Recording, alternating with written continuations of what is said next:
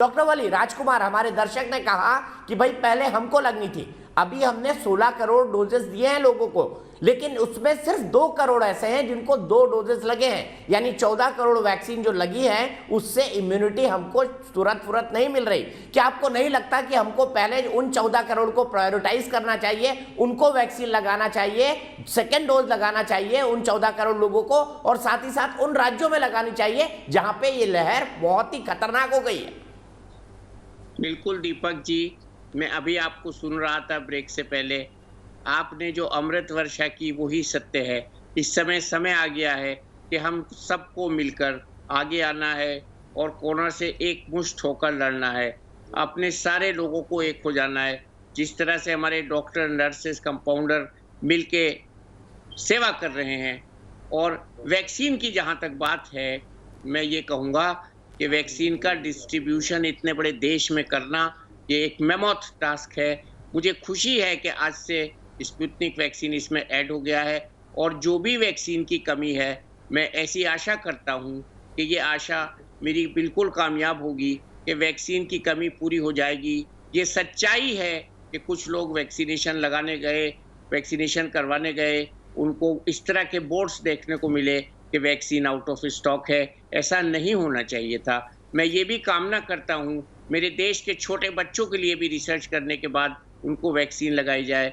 मैं ये भी चाहता हूँ कि वैक्सीन के बीच में लकीरें न खींची जाएं कि ये 45 ईयर्स के ऊपर वालों का कोटा है और ये उनसे जूनियर्स का कोटा है।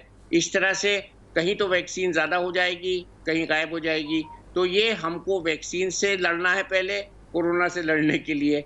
तो मैं ये कहूँगा कि बहुत जल्दी इस अभियान को और तेज़ किया जाए और ज़्यादा वैक्सीन अरेंज की जाएँ, बाहर से वैक्सीन किसी भी कीमत पर मंगाई जाए। मुझे खुशी है ये कहते हुए कि अमेरिका में जो बाइडेन ने इसकी रॉयल्टी और इसकी जो पेटेंट है वो हटा लिया है। दूसरा, मुझे ये भी खुशी है बताते हुए कि हमारे देश में कच्चा माल के आयात पे जो पाबंदी लगी थी वो भी हटा दी गई है। लेकिन मुझे बड़ा दुख है कि वैक्सीन को बेचा जा रहा है। इस समय तो ऐसा समय था कि पैसे लगाकर इन्वेस्ट करके हर एक को फ्री मुहैया कराई जाती वैक्सीन, या ये कह दिया जाता कि जो लोग अफोर्ड कर सकते हैं उनके लिए हमारी कोई जिम्मेदारी नहीं, अपनी खरीद लें, और बाकी लोगों को फ्री लगाई जाती।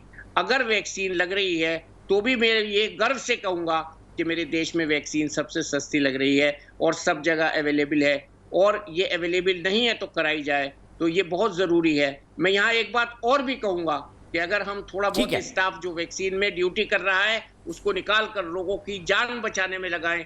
आज की तारीख में जान बचाना बहुत जरूरी है, जीवन बहुत जरूरी है। जिस हिसाब से मौतें हो रही हैं, ऑक्सीजन की कमी देखने में आ रही है जो हमने कभी नहीं देखी थी, कभी नहीं सुनी थी। अस्पतालों में बेड नहीं है, ऑक्सीजन ब्लैक, और आज तो एक खबर आ रही थी बेंगलोर से कि बेड ब्लैक हो रहे हैं।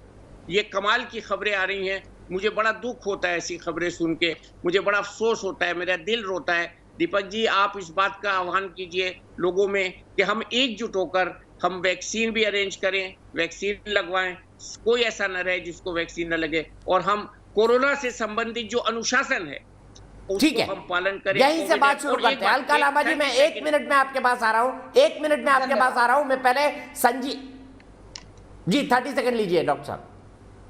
वो ये था कि आज मुझे खुशी हुई कि लोगों ने लॉकडाउन को रियलाइज किया और शाम खबर आई कि हमारे देश की कितनी ट्रेनें, मेरे ख्याल से 20 के अराउंड 23 या 24 ट्रेन कैंसिल हुई हैं।